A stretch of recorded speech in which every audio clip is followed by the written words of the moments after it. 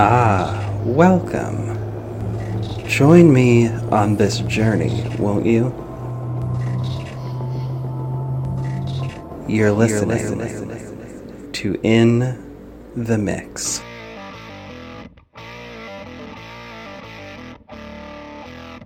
Hey there, mixers and hide and seekers. This is In the Mix. I'm Mixter Hyde, and I'll be your host and guide on this wild ride. Each week, I talk about culture and interview people making culture, oftentimes other podcasters. I believe that everyone has a story to tell and a message to share, and I intend to hear as many of those as possible. Join me and let's discover something. Hey y'all, what's up? It's JV, aka Mixter Hyde, and honestly, I just want to keep this one right on moving so I can make sure that you guys dig into this content here today. I hope you're having a wonderful Friday, and I hope that your Friday continues to be wonderful. As you probably guessed, this is the second half of my conversation with Chelsea Cox, the magnificent host and narrator and writer of the audio drama Deliberations. I also wanted to say that as a fellow person making an audio drama, I really thoroughly appreciate her show and her approach to her show and how different it is from how a lot of other audio dramas do it. Please, again, go check out her show. And I hope she does wind up coming up here to visit at some point so we can ride on that train together. Anyway, hopefully you guys are having a great day and have an excellent week, have an excellent weekend, and I will speak to you guys very soon. And now, without further ado, here's the second half of my conversation with Chelsea Cox from Deliberations. Love you guys. Bye. Oh, man. Okay, so now I'm going to ask you the first of the questions. Okay, let's do these. I'll ask you the first of the questions, which is, so I like to go way back. I like to go as far back as I feasibly possibly can stretch a person's brain to go. So, what is the first memory that you have? The first memory that you have? Oh man. Okay. I remember I was in I'm not a Christian anymore, but I was an attendant of a Christian preschool. And I remember being in my bed and being in preschool, and I was trying to fall asleep at night, and I had the question pop into my mind, what is the worst thought you could have? Like the most evil thought? What's the worst thing you could think about? And the answer that I came up with was punching Jesus in the face. I'm sorry. I'm laughing because that is the best answer to that. That is the most child-friendly answer, and I love it so much. I was like, ooh, girl, if I were to answer that question now, ooh. Yeah, no, it would have been very different now. But at the time, it was the worst thing I could think of. So I started, in a compulsive, I couldn't stop myself way. I started just imagining myself doing it, punching Jesus in the face. And then I was saying, oh my God, stop it, don't think about it anymore. No, you'll go to hell. But of course, as soon as you try and stop thinking about something, it's all you can think about. So I would say my first remembrance is repetitive punching in the face of Jesus Christ. I love that so much. Oh my God. That is the best thing I've ever heard. Holy shit. It was so sad. I was like, it was really upsetting at the time. It was like my dirty secret. I wouldn't tell anyone that I'd been thinking about it because it sounded so horrible. But yeah, I'll say it now. I'm laughing Confession so time. hard right now. Oh my God, that is the best. Oh my God. Woo! That is also one doozy of a question to ask yourself as a child.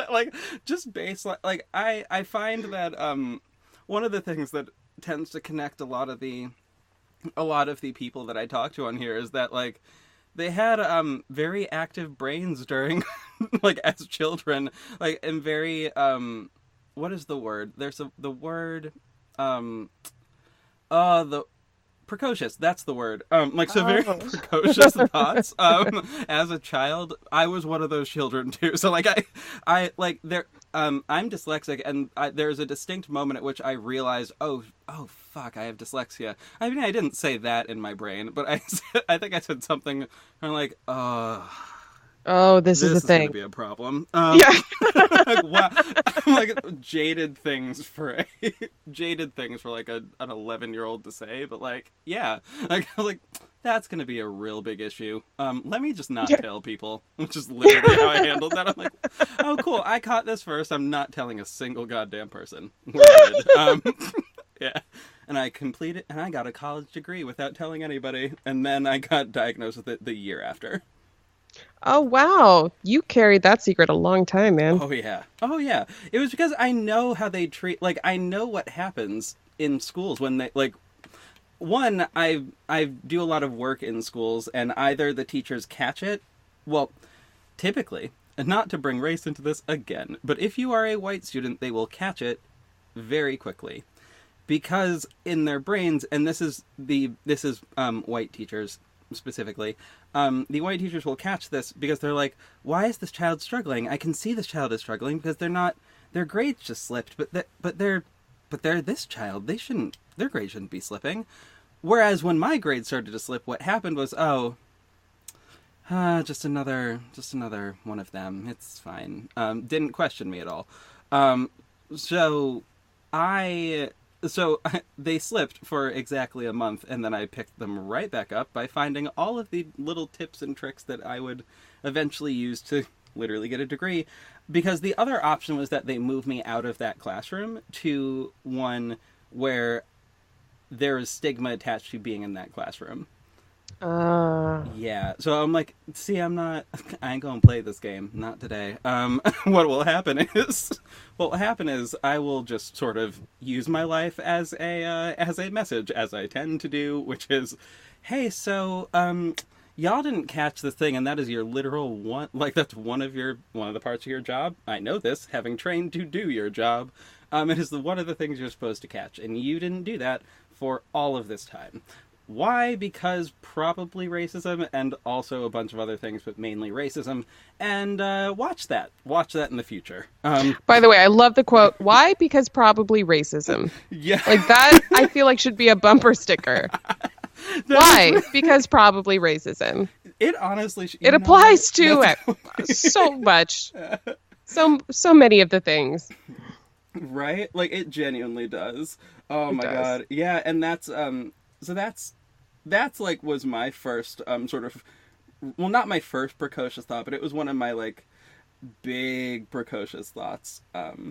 Yeah, it's really but that's so I love going all the way back because that like paints such a picture of a person when they're little about that. But that's like really so I suppose to branch off of that question, not to, oh god, I always like, that is also a question that always to me feels like a psychologist question of, okay, so talk to me about your parents, like, is what that feels like. No, like, that's not what that, like, that's not what that is. It's close to it. It basically is almost asking that, but without asking that. But like, this is a question that I don't think I've ever asked anybody on this show, which is, so what made you like what made you turn away? I'm imagining it sounds to me based on that Christianity was an influence there. Is that what your family practiced before, or? Oh, well, you know what? We were never religious. I think they would have checked the box Christian or even Baptist when I was that age. And I come from a really small town in Central Florida called DeLand. And the only preschools that you could send, like the only preschools that existed there were Christian preschools. Okay. So there wasn't really an option. Like we were either, there or we were home. And I don't even know if that's legal. I don't know. I don't know the rules. Homeschooling is a thing. It's fine. Okay. But they worked and I don't know, whatever. The point is, my dad was a Presbyterian growing up, but in high school, I want to say that he became a Baptist so that he could join that church's basketball team. So like that's the kind of Christians we were. Like I don't think any of us understood the difference between any of the denominations, Presbyterian versus Baptist versus the other ones. Yeah. That's fair. I could not tell you most of them either. It's perfectly fine. Yeah. Methodist, that's in there. But being that age, those are really, really formative years. And you know, I was looking at imagery of Christ and, you know, Bible stories and all of it for years, that in which all of my synapses were like just starting to fire, and I was like just starting to become cognizant of the world and meanings of things. And you know, that's a sensitive age. So yeah, I think it affected me to an extent. I remember the day that I realized I was an atheist was in 8th grade. And no, I'm sorry, 6th grade. I was in class and the subject of the Bible came up, and the teacher was telling us that the Bible was written by man at this age or that age, but it was like written by men, like a collection of men. And I just had always thought, because a lot of, well, whatever, I don't want to get all offensive, but I'd always thought God wrote the Bible. I was in 6th grade and I thought it was sort of like a divine occurrence, this like tome that was created on earth, and it was spiritual, and it was created by God. And she was like, no, men wrote that Bible. That's a thing. You should probably know that. And as soon as I appreciate that as a delivery, I was like, you should just know that this was written by people. Just throw that out there. This is definitely a creation of people. Which also, but yeah. And once that resonated with me, like once I actually started thinking about it, it was the moment I started thinking about it, really. You know what I mean? Mm-hmm. And once I started thinking about that, I was like, well, if men wrote it, then there's margin for error. And if there's margin for wait, and how did they even know? And wait, and then the questions just started like flooding into my brain, right? And questions that couldn't be answered, questions that would not be answered. So that, I mean, my quote unquote faith was abandoned pretty quickly. That's such a great, that makes a lot of sense to me. I didn't have that moment with Christianity, but I think that's because, well, I don't know what my mom would have checked off when we were little, but by the time I was like forming legitimate memories that I was going to hold on to, we were Unitarian at that point. That's another one. Yeah. Go on. Unitarian I really like, because that's sort of like the least, it's like the most chill of all the things that are like even remotely close to Christianity. I don't even know what to put them under, because putting them under Christianity feels weird to me. Is it like ecumenical? Like it just accepts all faiths? Yeah, like quite literally, I did their religious studies, and well, I'm a big old pagan now. That's what I am. And I literally stood in front of the entire church and told them, so yeah, I'm pagan. That is literally what I am going to be from now until the end of time. They're like, yay, woo! And I was like, what the fuck? Aww. Like, it's like, when you really think about it, like, that's it's a wonderful thing. But also, most churches would not have that exact, like, experience, right? Like, yeah, a lot of churches somehow associate paganism with like evil. Yeah. Which, by the way, a lot of people confuse atheism with is it called Satanism? Yep. When you're satanic? So. Yeah. They think it's the same thing. It's like, I'll tell a Christian I'm an atheist sometimes, and they'll think I worship the devil. It's like, wait, no, that's not. So... No, I don't. What that sounds like to me is indoctrination. Is indoctrination in their mind. Like, because basically what will wind up happening is the spread of misinformation within a religious community, which is why I actually like the Unitarians a lot, because they sort of promote free thinking, or rather, they promote free thinking, but they, I don't know, like, that's really the thing that I took away from them was think your own things, research things, dig, dive, go in, figure it out, do all of those things. And that as a message made me so happy. So like, That's if awesome. so if I were ever going to check off anything under the general heading of Christianity, that would be the area. But realistically, that is not going to be the area I check, because I'm going to check off pagan. But again, providing that, Let's like, be that's honest, even you and I are available. checking other. Right. Exactly. Yeah. I'm like, pagan is not actually usually on these lists. Yeah. Usually the category that they have is spiritual. I'm like, That's what the it. fuck is that category? Like, I don't know. Like, that's not that's so vague. That either means I believe in crystals or Yeah. oh 100%. Huh. Like, I actually, though, I will say I did have a moment.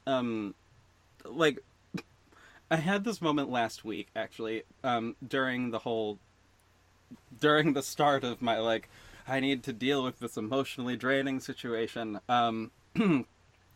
Wherein I went for a walk, and I was walking next to a river, and I was looking at this river, and, like, really connecting with this river, also listening to the Moana soundtrack. That's just sort of what I do when I'm, like, sad. I just will walk next to water and listen to the Moana soundtrack. It's real helpful. It's, like, just real therapeutic. I believe it. Yeah, like, so I had that a similar moment there wherein I was like, you know, it seems that whenever I rely on human beings to be truthful and to speak the truth, understand the truth, and know what the truth is, I tend to be let down because there is because of just human error 90% of the time, but also occasionally due to the wickedness of human hearts. Whatever, that's fine.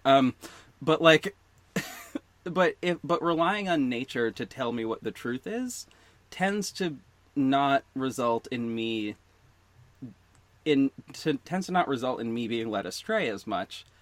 So sort of a rely on the truth of something that cannot lie to you. Like, a tree is not going to lie to me. Like, there's just no way a tree can lie to me. I've tried to think about ways in which it could tell me a lie.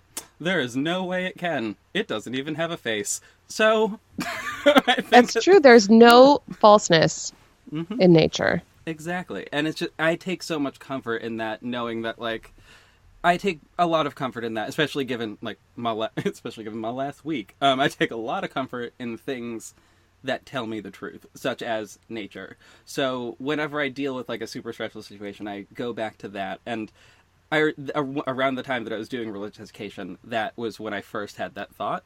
So that's why paganism made the most sense to me. But I love asking people, like, when they formed their religious ideas, and ideas about the world through that lens. It's always a wonderful thought too. Mm-hmm. It is. Yeah. So, like, going from that point, there, it's one of the things that is so odd about the questions is I do the deep dive and go all the way back, but then I, like, jump way the far in the future. Let's jump forward. Over so many things. Yeah. But yeah, I guess we'll jump to...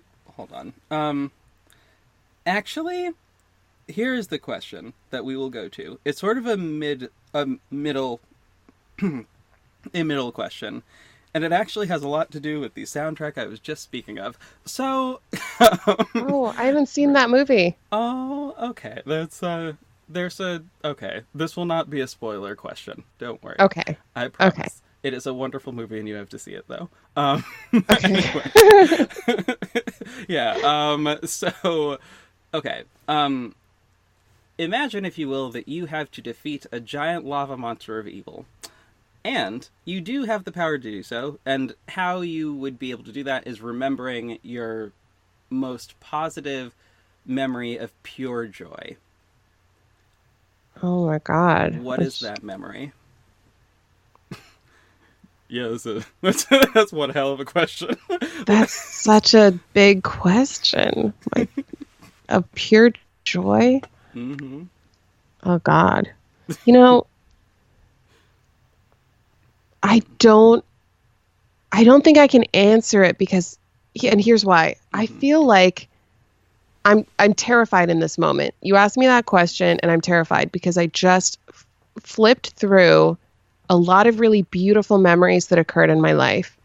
And some of them happened with my mom, some happened with my boyfriend, some happened with my sister, some happened, and I'm so scared if I mention any of them that other people will feel hurt that I've left them out. Oh, okay. Well, all right. So then I will amend the question. Okay. I'll amend the question to be a moment of pure joy. So that it's not so that it's not specific. Like it's with the knowledge of, and everybody listening, this is with the knowledge that there are more than one. There's usually more than one answer to this question. I had a fun thing here. I had a boyfriend and girlfriend on, and they were on at the same time. I love them both dearly so much. One of the one of them gave the answer of like, honestly, it was when we started dating and when I knew that I loved him. And the other one was like, when I was swimming in a tank with sharks. And I'm like, I love like I loved that they were right next to each other and gave two completely different answers, but like it was just so great. Like, and it was such a funny moment, really. So that was really yeah, so like everybody is going to answer this question differently, but everybody does have more than one answer. So whatever. Okay. So whichever one pops into your mind, and you feel like sharing. Because also some of them are, some for people are like, it was so positive that I'm not going to share that moment, which I'm always like, that makes sense. I mean, mostly, yeah. But like, yeah. So, I'm going to say it was a moment. It was the first time I left the country. It was my first international trip, and it happened almost 1 year ago. It happened in December. I went with my sister to Thailand, and we took a train overnight to Chiang Mai from Bangkok. And when we arrived, there was supposed to be someone from this elephant sanctuary that was going to like bus us, like shuttle us. It was all prearranged. They were going to take us to their little elephant place. Oh my God. And the person just didn't arrive. So we were sitting outside at this Chiang Mai train station, and there were some women nearby weaving bracelets and selling them. And it was this beautiful day, and we just had nothing to do but sit there and wait. And my sister was getting a little anxious and nervous, and she's like, should I call them? She tried emailing, but like reception is an issue, as is using our smartphones over there. And she was like getting a little worked up. And for once in our lives, I was the really calm one. And I was just so chill. I was like, just relax, man. Like, let's just wait and see what happens. Like Thai Chelsea came out, and I started just like soaking up the day and leaning back. And it was this like massive shift for me. And it was this really beautiful moment. Plus just like sitting on the bench with literally nothing to do. Like all we could do was wait. So it like forced me and my brain to just give up and give in and submit and be there, be truly present in that moment with her. And she is this really, really special person in my life that I value more than anything or anyone in the whole world. And so to have her with me like that was really meaningful. That's wonderful. Oh my God. That sounds like such a beautiful place too. Oh God. It is. We should go. You know what? Mark it down as a trip. Yeah, one of my issues with traveling, I would love to travel more. The literal reason that I don't is like, is that I do have a fear of flying, but it's not so much a fear of flying as like that intense discomfort when you are in the descent on a plane, and then when turbulence is happening.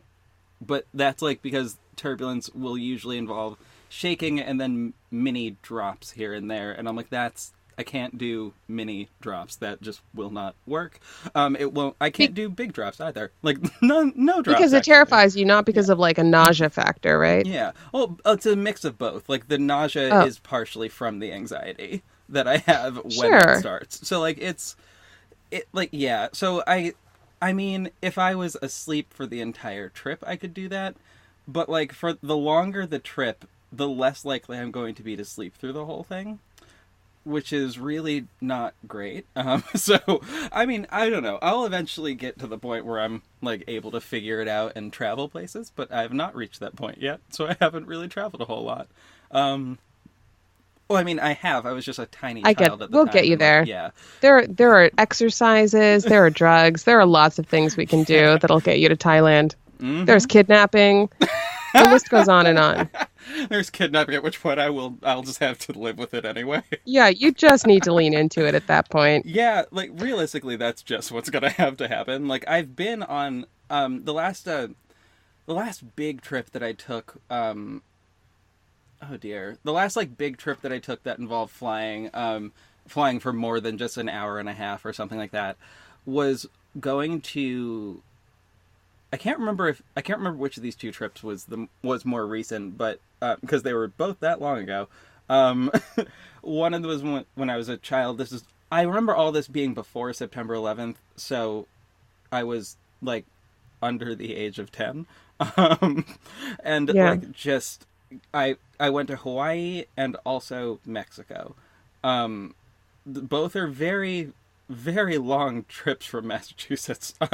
Hawaii being much longer, and that one I do remember sleeping the majority of the time on that trip. But also this was all pre having any sort of anxiety issues, so, like, I was fine. Like, oh, we started to descend, I was like, oh, this is kind of fun. I've never liked roller coasters because that seemed too immediate, but, like, in terms of, like, the drop, that was too immediate. But, like, this plane is going very slowly towards the ground, and it will be very fine, and everything is okay. They've trained, and they've practiced, and all is good. And then horror movies happened, and, well, fuck, I don't think I can watch them. Yeah. And then horror happened. I'm like, no! I think really, honestly, it was that, like, and then September 11th, where, well, you don't know that flights are safe and secure, do you? And I was like, fuck, well, that's great. Thank you, universe, for showing me. And a whole lot of... I wonder, actually, the connection between that as an event and the level of people who were, like, my age or close-ish to it during that time period, and what that did to whether or not they can travel.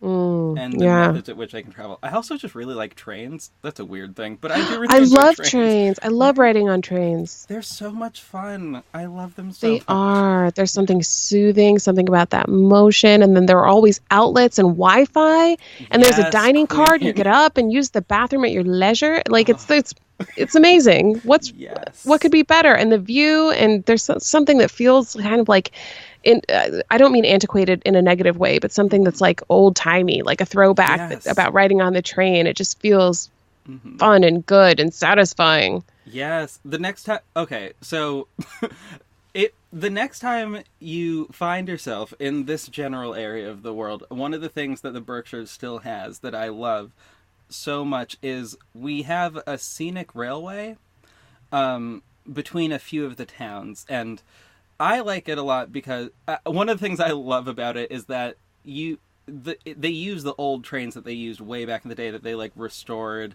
like, just the tiny passenger ones from, like, honestly, like, the 20s or something like that. Like, they're really very beautiful. I have wanted for so long to do, like, a themed, like, costume thing while going on those trains. So okay, so invite me and I will go across the country to attend your scenic railway costume event. Oh my god, yes. It will be so much fun because it's genuine, like, it's so beautiful, and it's beautiful, and I want to do that. So I'm not remotely kidding. Yes. My sister lives in upstate New York. My stepfather's sister lives in Worcester. Like, I will be there. Yes. I will make a trip out of it, and we will costume our asses off, and we will talk about our love of trains and drink, and it will be a marvelous time. Yes, it'll be so wonderful. Yes. Okay, so that's a plan. That's happening. That will entirely happen.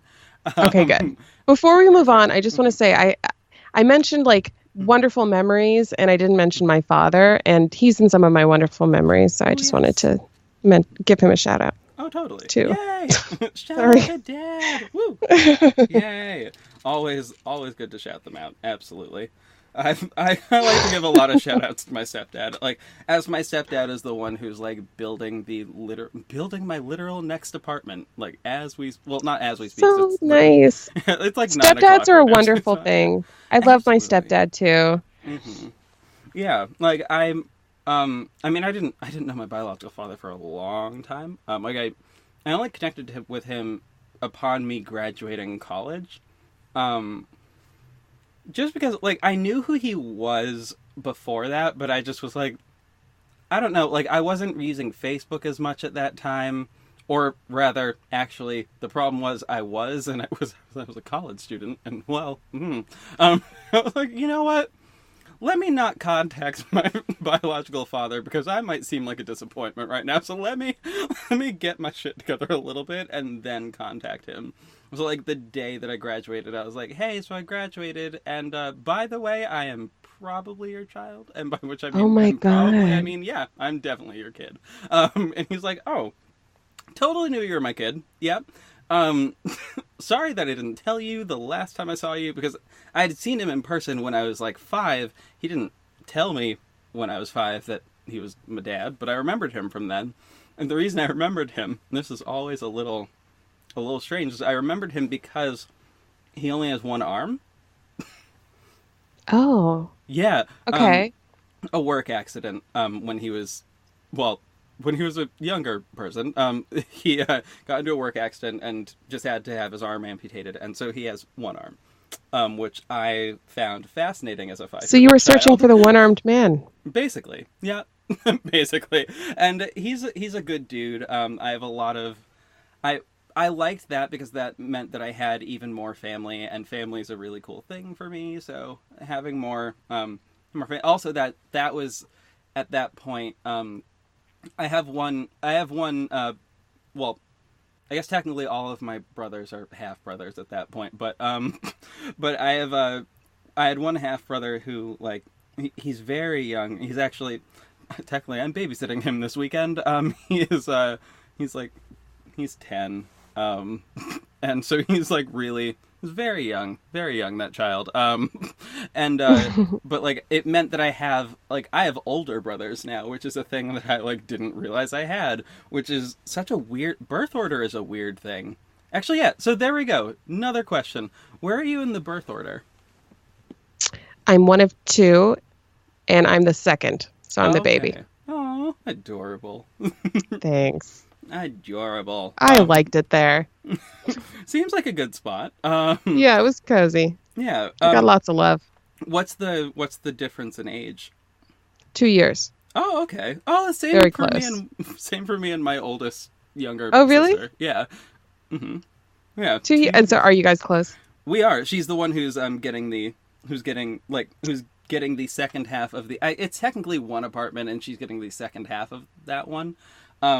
She's autistic, so I will be acting as her caregiver. But she's also moving steadily towards independence because she's more than capable of doing so. There are just a couple life skills that need building and monitoring of things, which is what I have to do. So it's all good. That is so cool. Yeah. Family is an important thing, especially when it comes to things like that. I find that like when families have like a big thing that like my mom was a single mom for a very long time. So what that meant when she had 2 kids at that point and one of them had learning disabilities meant that like, well, that means that we really do have to look out for each other a lot. But more specifically that I have to look out for my sister a lot. And I do. And I will continue to do so until the day that I die.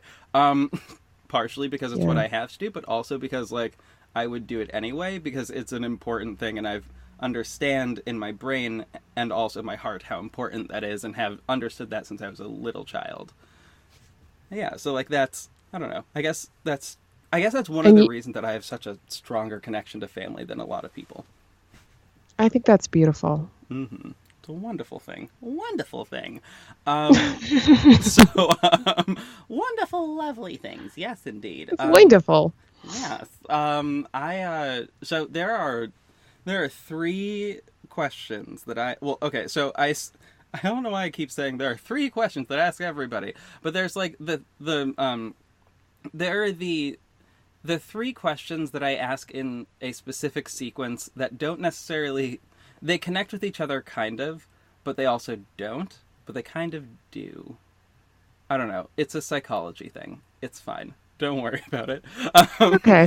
Don't also I won't worry. Don't worry about there being deep psychological ties between the answers to these questions. I'm kidding. There isn't. There genuinely isn't. I just actually like these questions, and these are questions that most people I find don't get asked very often. So I like hearing people's responses because it's just a fun little bit of information to have about people. But what is a food dish that reminds you of home? That is the first one. Shepherd's pie. Yes, Queen. Oh my God. I love shepherd's pie. Oh, me too. And I will say I'm actually a pescatarian right now, but Okay. I've drifted between veganism and vegetarianism, and now I'm a pescatarian. But I haven't eaten beef in over 10 years, I want to say. And I missed shepherd's pie so much. And it's only recently that I've really, like, when I encounter a vegetarian meatloaf option, it's like, tastes amazing. There's this place that just opened in West LA called Stalking Horse, and they have a vegetarian shepherd's pie option, and I'm incredibly excited to try it because I haven't had shepherd's pie in my mouth since I was a kid. And I remember wanting it and loving it every time we went to Dublin Station, which was like the kind of neighborhood restaurant we went to. But yeah, so you're a fan of shepherd's pie as well? Yes. Oh my God. My main reason that I love it is because I love potatoes. Yes. Potatoes. Who does not? Right? Like, one of the things I joke about a lot is that, like, there are lots of things about me that are weirdly, bizarrely multicultural in ways that, like, that don't make a whole lot of sense. Like, I was born on St. Patrick's Day, and I feel like that has contributed to a love of the color green in a bunch of different places, specifically eyes. Actually, yeah, mainly eyes, but also, if I'm going to be attracted to a human being, and it's most likely going to be a redhead wearing something green. Dude, It's like, you're like all Irish on the inside. right? It's so weird. And then potatoes, and then, like, oh God, potatoes. I'm really understanding the Scandinavian. theme of your new audio drama more now. Right? Like, it's just it's odd how these things just suddenly start to make a whole lot of sense. Yeah. I don't know. It's a weird thing, but then also I have a bunch of other things too, but that's like those are the 2 main things. But specifically the potato bit,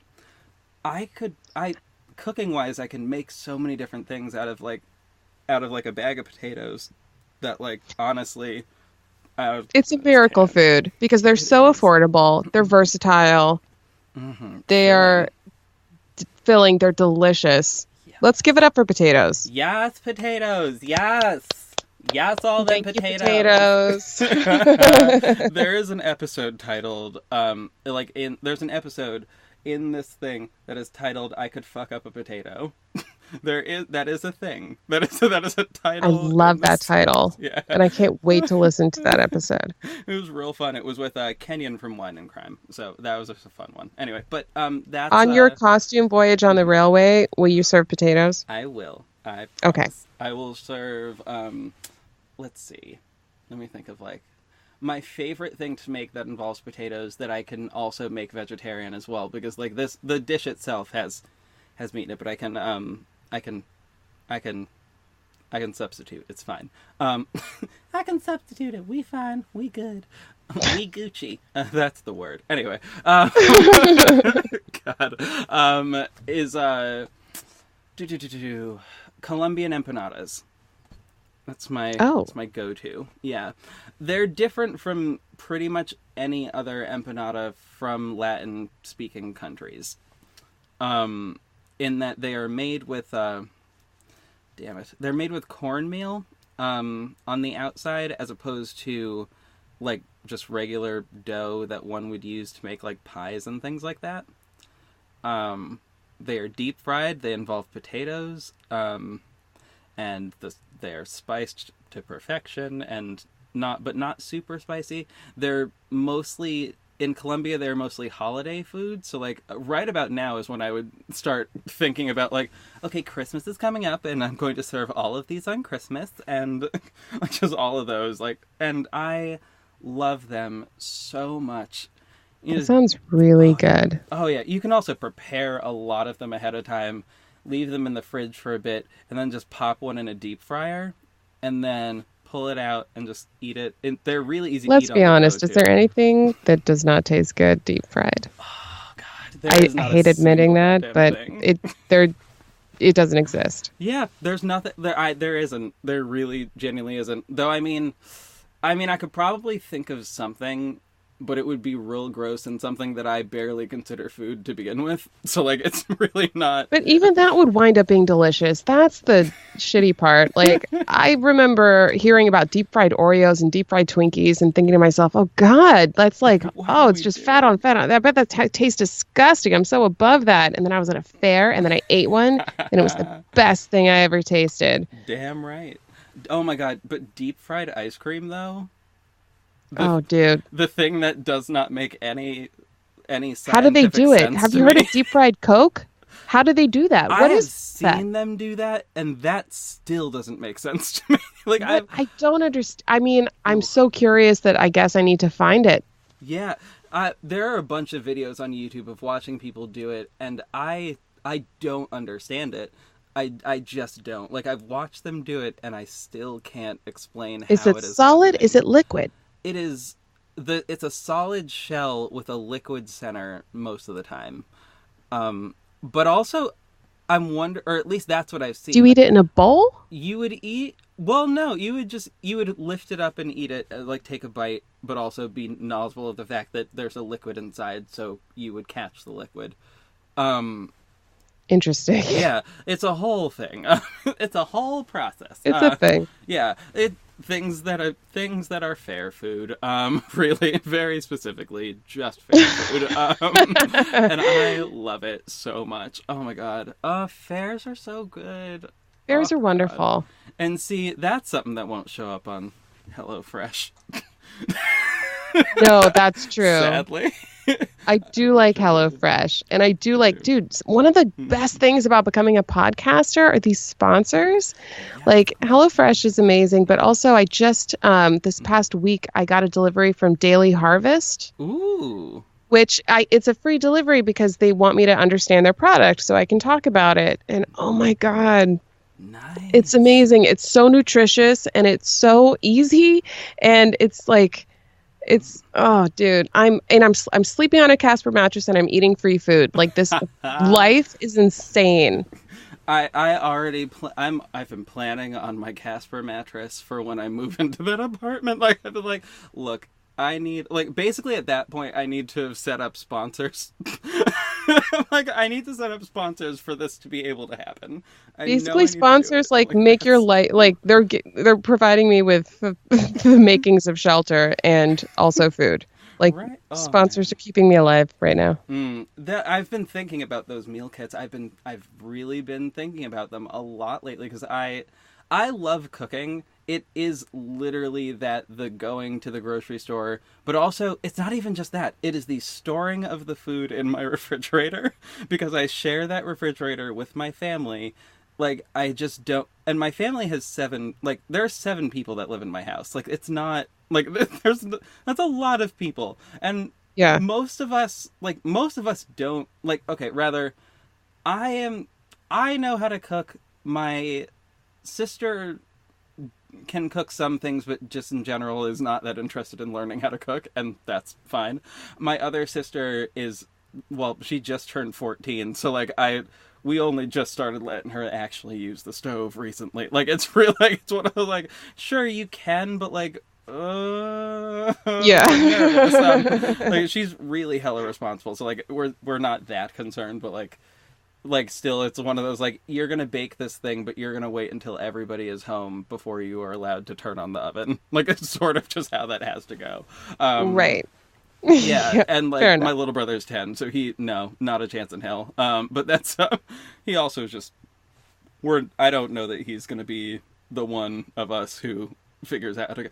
I'm going to try to teach him as much as I can, because I You know what? Some firmly. people take to it, like some people are cooks and others are not. When I was a kid with my sister, she always wanted to help in the kitchen and stir the bowls and like and help with dinner, and she loved it. You know, she was excited when it was time to like make a dinner, and for me it was like, oh, I'm like they drag me in. I'll like lick the spoon if I'm feeling well, I would do that anyway, but Yeah, I'll stir like something if I'm that's. feeling generous. But in general, I just had no interest for it, and we were both the same age practically with like very similar like circumstances all around, and she and look at us as adults, like she is a cook, she does the farmers market and the organic cooking and the meal planning and all it, like just spends so much time doing, the person I'm Oh describing, she's yeah. that person.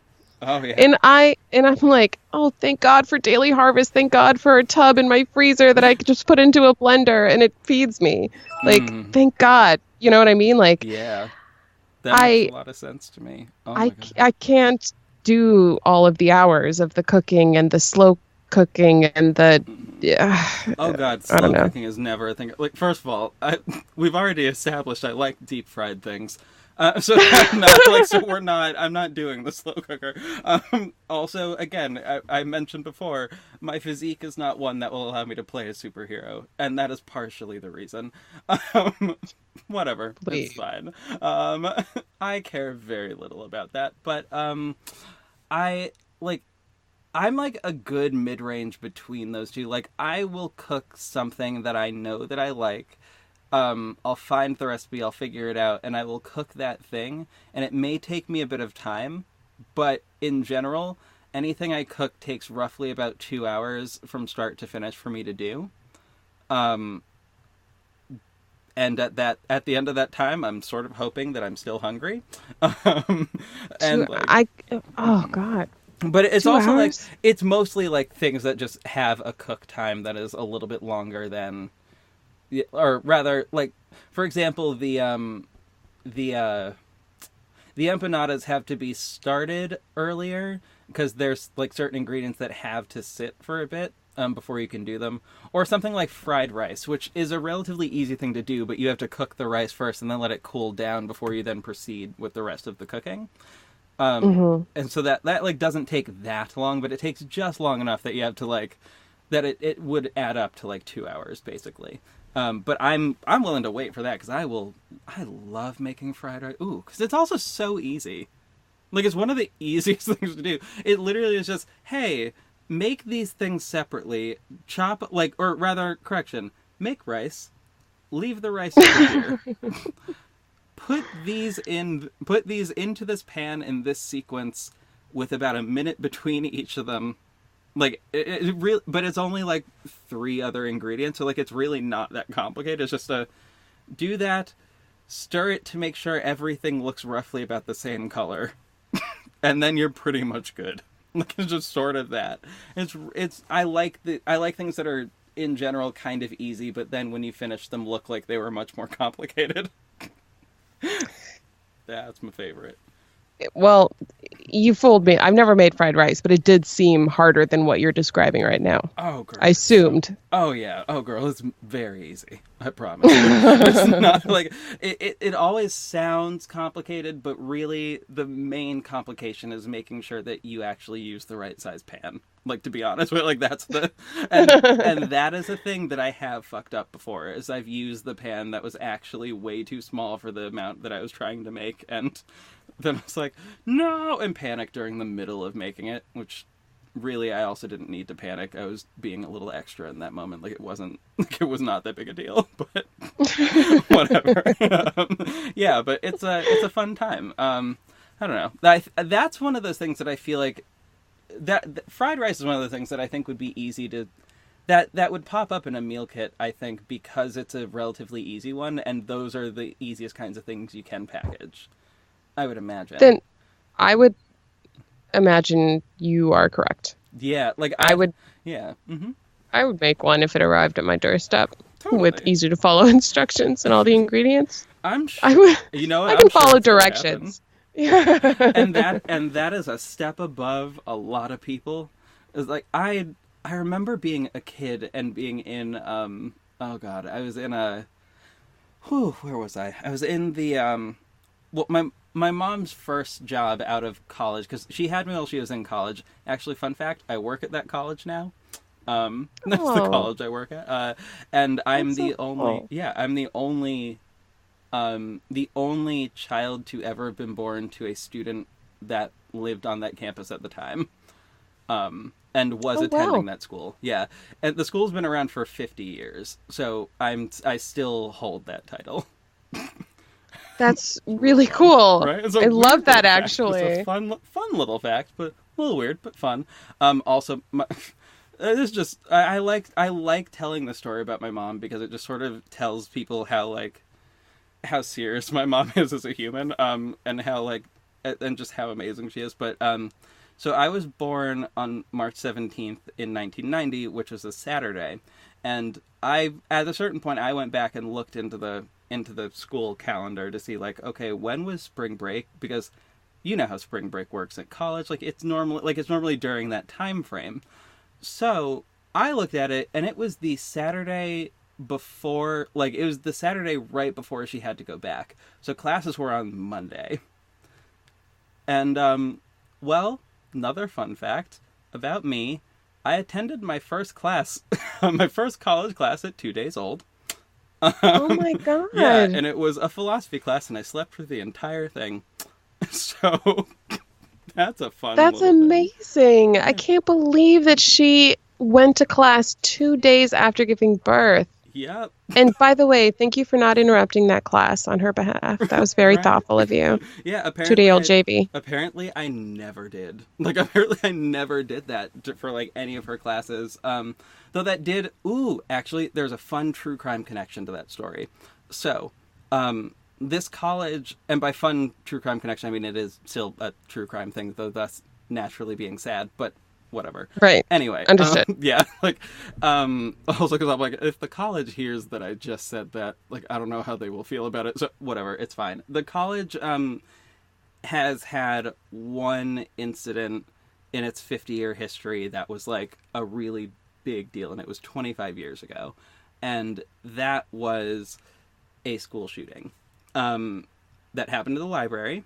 My mom was not a student there at the time; she had just graduated, but she worked in the library while she was a student there, and so did the gentleman who wound up shooting. My mom trained him to work in the library. And not only did she train him to work in the library, at a certain point, because she did have classes, and there were just moments where she would have to not be there, and the guy was fine enough, so she left me with him a few times. So I've been babysat by a person who killed people. That is the Oh closest that I've my been to. Yeah, God. which is so weird, and also a person who wound up being deeply racist. On top of that, that's another thing that was a little odd about that case. It's one of those things that I'm eventually going to cover on the show, on my true crime show, but I haven't gotten to that season yet. You should definitely Yeah. cover that. Wow. Yeah, it's going to be real crazy. And it's going to be a crazy one to cover, because the details of it are so strange. But yeah, so that's that's a weird little connection there. But yeah, I forgot why that got brought up. Why did I bring that up? Oh, right. I don't know, but I'm glad you It was did. my mom. I don't know how my mom got brought up. Somehow my mom got brought up, and I don't remember. It's fine. You and I are getting deep into the weeds. We're Right. just It's real deep dives. Real deep dives. Yeah. Just dive right on in. Okay, so I still don't remember why that came up just there. How it went from my mom to that story. I don't remember how that happened. So in lieu of that, I will jump ahead to the next question, because I like this question. I like it a lot. okay. And it's real fun. So this question is, if you could be any mythical creature of any kind, from any type of mythology, from anywhere in the world, what creature would this be and why? A mythical creature. Yes. Okay, there are only two that come to mind, and that is a griffin and a pegasus. Okay. Those are the only Huh. two I'm thinking of. And I would, between the two of them, I mean, they're both great options because they can both fly, and that would be my number one criteria for being a mythical creature. Mm-hmm. Makes sense. I'm going to say the griffin because then I could eat the pegasus if we ever encountered each other and it was a battle to the death. I love that as a reasoning for why that one over the other. Also, yeah, that's a true statement. That's a very Survival true of the statement. fittest, man. I know how to stay alive in hypotheticals. That is real good. Oh my god. Woo! I would not have thought of that as the reason, but I also kind of love it. Like, that's real funny. Oh my god.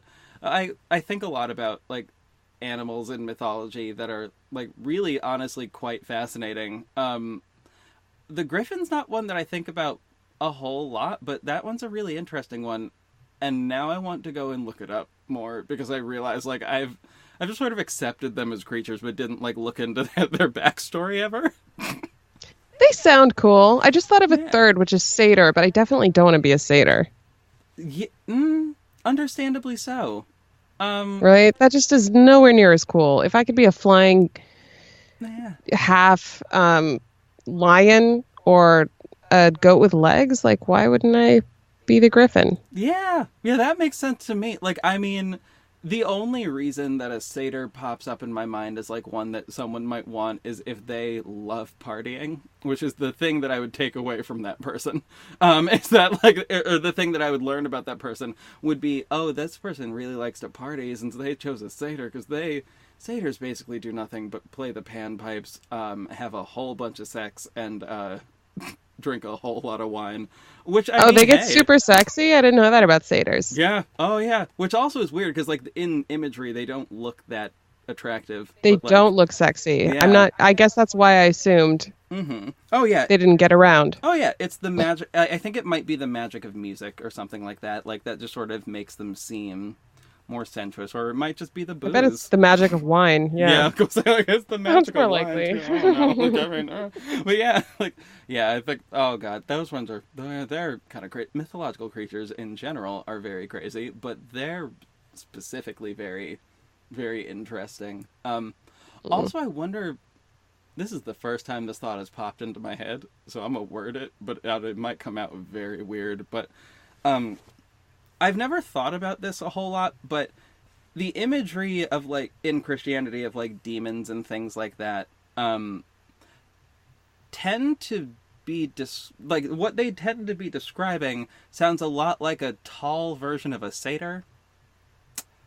Like the goat legs and the goat horns. And, like, like, they resemble a lot of devil horns in my mind, or at least from what I've seen. Which is really interesting to me. Like, I don't know, I wonder if there's a connection there, between the drinking and the morality and whatnot and that. Maybe there is. I have no idea. In any case, there are associations everywhere. Right? It's just a weird little thought that that pops up on occasion. And I don't know, think about it from time to time. Yeah, I like magical creatures. They're in general pretty great. But okay, so here's a fun little fact about not necessarily Pegasus, but about horses in general. One of my favorite little myths and mythological beings is the oh dear. The Kelpie. It's the Kelpie. The Kelpie. So the Kelpie is a horse that will appear on the edge of some body of water. And I've never heard of that. Yeah. So Well, yeah, it's a little more sinister. So what'll happen is it'll be usually this like white horse, like occasionally with like a green mane, but usually just a very white shiny horse. And it seems like really pretty, and people are like, oh, I want to go up and pet it, and then they do, and then their hand gets stuck on the thing because it oozes this weird like liquid, and you touch it, and you can't break your connection with the thing. It won't let you, and it then starts moving towards the water and trying to drown you. And the only way at that point that you can, survive is literally losing a limb. You will literally have to chop off your own hand before you are able to survive that. Sinister. Oh my God, do you think that your interest in that mythical creature has to do with your father and his missing appendage? I don't think so. That one came out of that. My knowledge of that one came out of me researching just water creatures in mythology. I like mythology as a whole, so I do a lot of like the second largest podcast type that I have is like mythology. So it goes true crime, mythology, and then like comedy right after That's that. eclectic. Yeah. No, like those are my 3 top ones. And one thing that connects all 3 of them, storytelling. Yeah. Absolutely. See? Story. Boom. Yeah. When I was composing my bio for Audio Boom in the beginning, right after launch, I was wondering like how to frame myself as an authority to tell the story that I was telling, because I don't have a legal background, and I don't have I've never served on a jury. Like I really don't have the authority to be speaking on the subjects that I'm speaking, and so that I'm speaking about. So I finally just said, I'll just say I'm a storyteller, like that's what I relate to the most. Like I've always been writing or acting or in some way trying to convey a story to other people, no matter what direction that took me in over the course of my life. So I'll just lean back on that. Like it's a very all-encompassing term, but it's really meaningful at the same time. And I think it drives every human interaction, really. Yeah, entirely. Entirely. I believe so strongly in storytelling. First of all, it's the entire premise of my show. Like, it just is. But, like, yeah, like, I love storytelling is such an important thing that we do as human beings. And I mean, granted, like, I did say that thing before about, like, how taking comfort in things that don't tell lies, and inherently, like, a lot of storytelling is embellishment. But, like, which, yeah, not necessarily always truthful, but the ability to tell a story is such a deeply human thing, and that I find to be particularly fascinating, and there's just so much we can learn from that, which is really great. And actually, I just remembered a question that I did not ask before, so I will ask that in place. Oh, I'm not in place of the other one. I'll still ask you the next one, but we'll use that one as the finale question. But this one is, what was your experience with podcasts prior to starting one? I was just an avid consumer of podcasts, and I was late to the game. I, like so many others, discovered podcasting when Serial aired. Mm-hmm. And for the first half of Serial, I thought that it was fiction. Oh. And I was infatuated. And I was listening to this in I had the headphones in. I was like around my house cleaning this and that. And there were times that I had to like literally stop cleaning, stop what I was doing and sit down because I was so mesmerized by what I was hearing. And I thought, why hasn't anyone done this before? It's such a good idea. And at some point I was triggered and considered the fact that maybe this wasn't fiction. I don't remember the point that happened, but I went to my Google machine and I typed in Serial and I discovered all about Hae-Min Lee as a real person and the reality behind the case and that it was true. And which, of course, made things, shifted my perspective of everything, and it made the story itself much more compelling for me in that moment. But it would have been good even if it was fiction. That was what I was left with. And so after Serial ended, I was like, God, what do I listen to now? I need more. Like, it's gone. I need more of this content. I started searching for it. And I found a lot of really wonderful true crime podcasts, and I got deep into podcasting just as a listener, as a lover, as a devotee. But I didn't find the kind of thing that scratched my itch. And I knew it could be out there. Like, I was willing to like listen to fiction. You know what I mean? I was willing to like go the audio drama route if there was something that could feel as thought provoking and emotional as Serial did. And I was having trouble like finding enough of those really wonderful shows. And now there are a lot more like coming to be, and podcasting is really coming into its own, and it's becoming more and more vibrant every day. And my goal with Deliberations was to create a fictional experience that was in some small part as compelling as Serial was, and in some way brought that same sort of debate and question and lingering curiosity to people's minds. Totally. And it succeeded, damn, for sure. Thank you. That's so nice of you. Absolutely. It definitely does. I mean, I was already listening to podcasts by the time Serial came out. I was listening to This American Life, thus hearing the first part of it and knowing that, like, oh shit, Serial is a thing that is about to happen. And I didn't think it would be nearly as big as it was. I just knew, like, okay, This American Life, I kind of like how they tell stories, so I might as well check it out. I knew in that moment, okay, so I guess that was technically the first true crime podcast that I listened to. Technically. Though I would argue that, like, This American Life has done a few of those on its own, as has Radiolab, as has, like, a few others, and those I was all listening to already.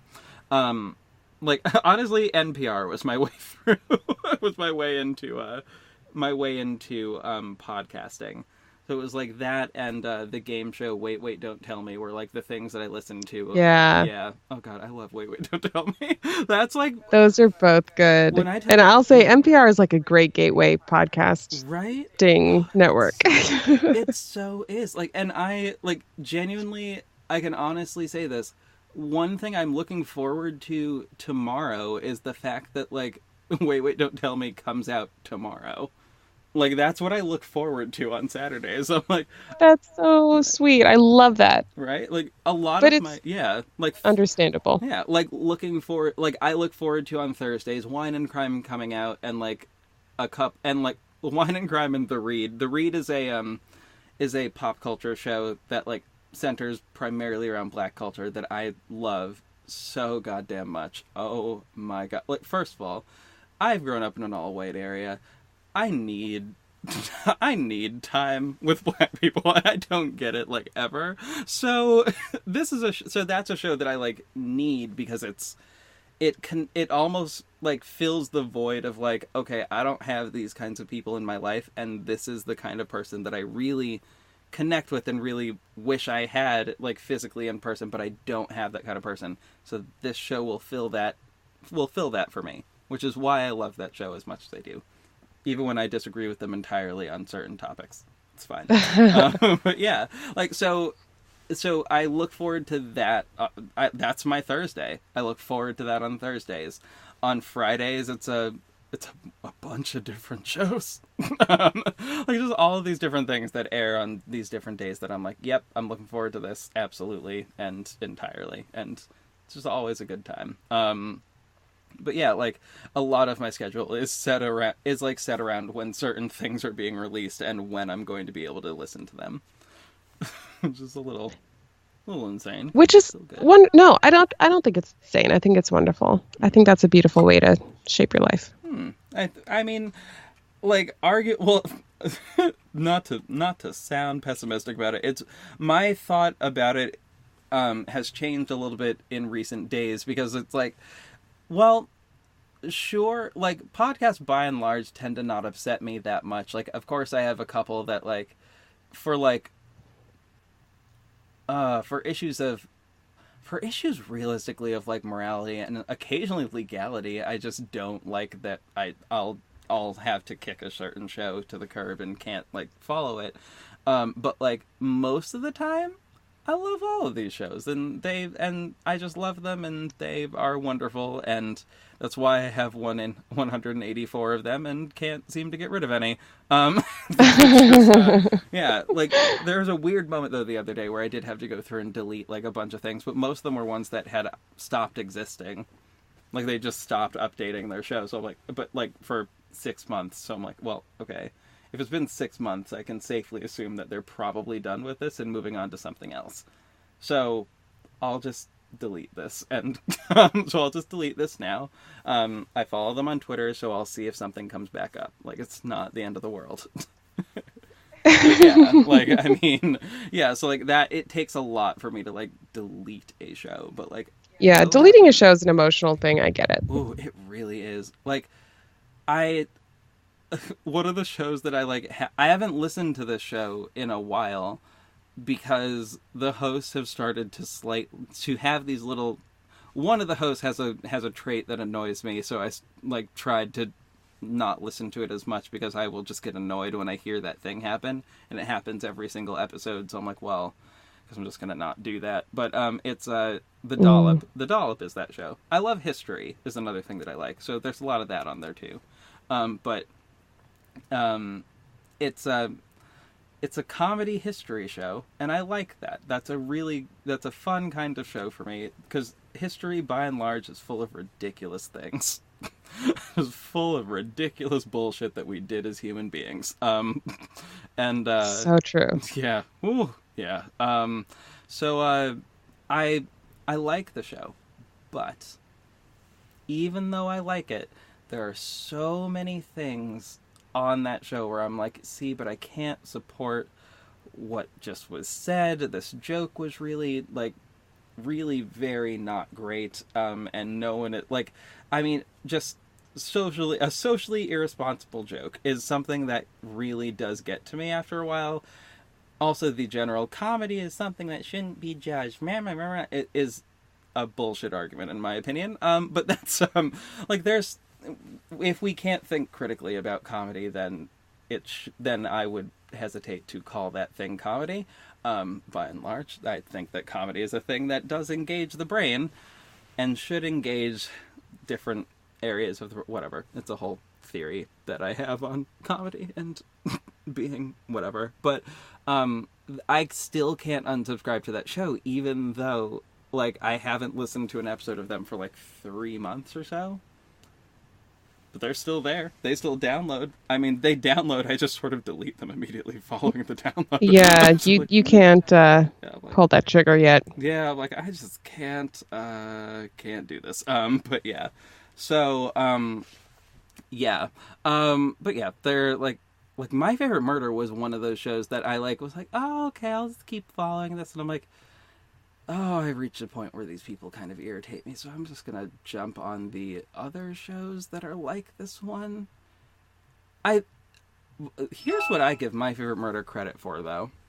They have created so many other shows. Like, they are the impetus for for so many true crime comedy shows just appearing.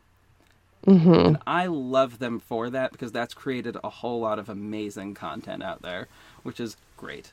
So, as the birthplace of that, I appreciate them. Agreed. Yeah. The origin. Exactly. To bring us full circle. Yeah, it's a lovely little circle there. Yeah. So, given that it has reached the 3-hour mark, see, I told you it would. I know my blood sugar is dropping. Right? Yeah. So I'll ask the last question, and we'll wrap it up with that. But okay. The last question is, and this is one of my favorite ones. It's a little bit silly. But if you could have a non-conventional superpower that was honestly probably a little too specific to be a useful superpower, but would be extremely useful for your life, what power would that be? And the example I give with that is this. Mind reading, but for dogs. Because honestly, dogs seem to have figured out what the secret is for being happy all the time. And I would probably figure that out if I could read their minds. See? Oh. You know what? I wish I could choose that one because it sounds very profound and lovely and useful. Right? Hey. But I have to think of my own. So I'm going to say I would intuitively and immediately understand the sexual practices of whomever I'm speaking to. Because, especially in my line of work, I'm facing a lot of judgment and a lot of preconceived notions, and I'm getting a lot of kind of heat regarding the content of my show. And so I want to call people out for the hypocrisy that I assume is in play. Yes. Oh my God, yes. Oh God, that would be such a useful one too, because I feel like a lot of the things that, oh God, well, first of all, yeah, there's just that baseline already, but there's so much weird stigma surrounding sex anyway, and the discussion of it, that it just makes things complicated. So if more people had that, if people had that power, first and foremost, what would happen immediately is suddenly we would just be far more comfortable with one another and far less concerned about these really weird things I don't know. I for one would feel much better knowing those things, and also still having someone else know those things so I didn't have to explain them. Yeah, but you're right. Better. Assume too, maybe it's more useful than I recognize, because I took it to I want to call you out in a social context kind of a way. But hey, what if I'm a woman walking alone at night and a guy asks me for directions and we're on a dark street corner and he's a rapist, and I could understand that because I intuitively immediately understand his sexual practices. Right. I could save myself that is from a sexual assault, right? That is a damn good point. Ooh. And that that brings me back to that thought that I had earlier that I cut already, so I won't bring that back up. But yeah, that. How would that situation have changed had I known what that dude was gonna do? Anyway, that would have helped. That would have helped a lot, and I would have been like, "See, girl, I know what you're thinking," and. And exactly. No, and the answer is no. And that would have been great. But yeah, you're right. That's a great application of that, and I didn't even think about that. But I love it. I didn't either. Ooh, yes, honey. Yes, queen. I love it. Oh, that was great. Ooh, God, I love the answer. I love the different answers people have to this, because they're so that is so deeply practical in a way that we don't. Oh God, in a way that I never would have thought of, but it makes so much sense. I know, it went right over both of our heads at first, but then it's oh wait, this is the most useful practice ever. Damn. Oh, yes, let me actually have that. Yeah. Yeah. In fact, maybe reading. It's too useful to be an answer. Fuck dog mind reading. I want that. That is exactly what I want. My God. Ooh. Yeah, well, I mean, realistically, the power that I actually want is telekinesis, just for selfish reasons. If I didn't have to move, that just makes me think of The Secret World of Alex Mack. Oh my God, yes! Full circle back to 90s things. Back to 90s. We started on the 90s, we're ending on the 90s. Exactly. Oh my God. The Secret World of Alex Mack. See, that's a show right there. That is a show. Oh, also, again, shout out to bringing it all the way back around too, with another shout out to Kaylin, who posted the video that was the trailer for that, the opening trailer for The Secret World of Alex Mack. Yeah. No. Kaylin posted that a week and a half ago, and I remember watching it and be holy that's so shit. Weird.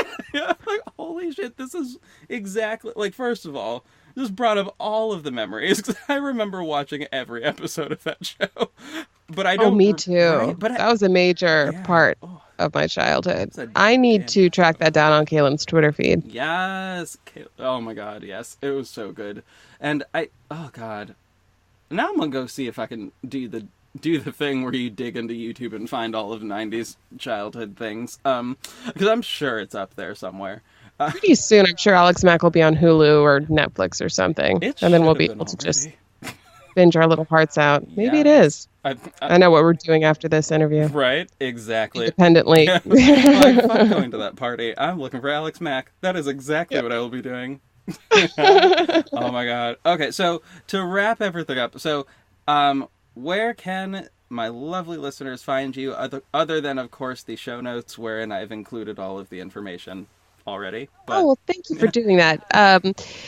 Of course, more than anything, I want people to check out the podcast Deliberations, which is available on iTunes and anywhere you find your podcasts. But on Facebook, you can find me at Deliberations Pod, on Twitter at Deliberation Pod, and we actually have a Facebook group that might be the most exciting thing happening on social media regarding my show, which is called Deliberations Room, and it's filled with about 700 people who are the most insightful and inquisitive and thoughtful listeners who post really, really intriguing questions and make me rethink everything 20 different ways. So I would definitely recommend checking out that Facebook group. And I also have a website, deliberationspod.com. Nice. Excellent. I realized also, like, one of the things that I meant to do over the course of this last week was join that group. I just haven't done that.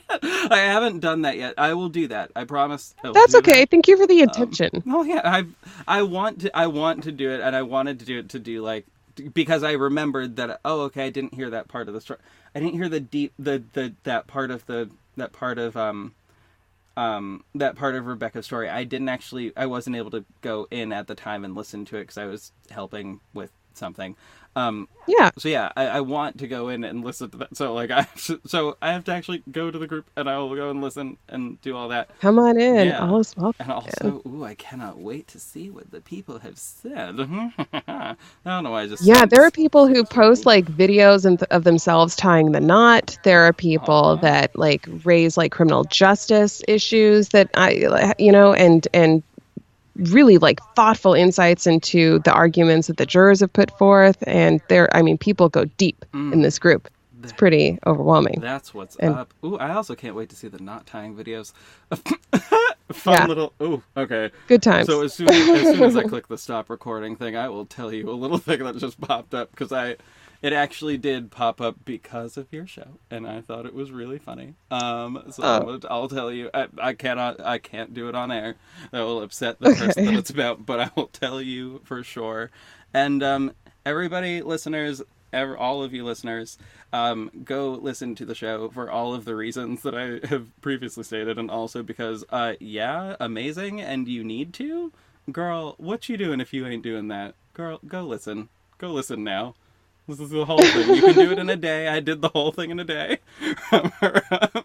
So nice. Thank you. Absolutely. So hopefully all of them will go do that, and it will be wonderful. And thank you so much, so much for coming on the show. I really appreciate it. This was a sincere pleasure. Thank you so much for having me on. Yay! Excellent! Woo!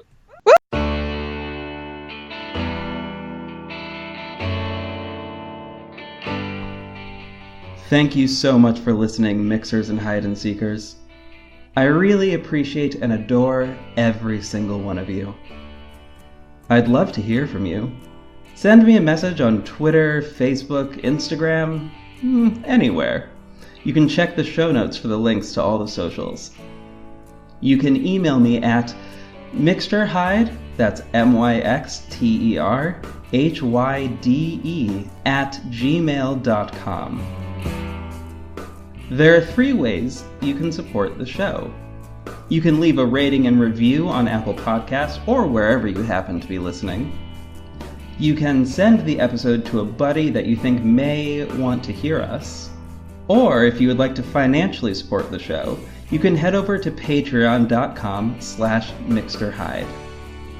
Intro music and outro music are by Aina Haina and Jahzzar, respectively. Thank you so much for listening. Have a great week. Stay safe, stay beautiful, and stay strange, listeners.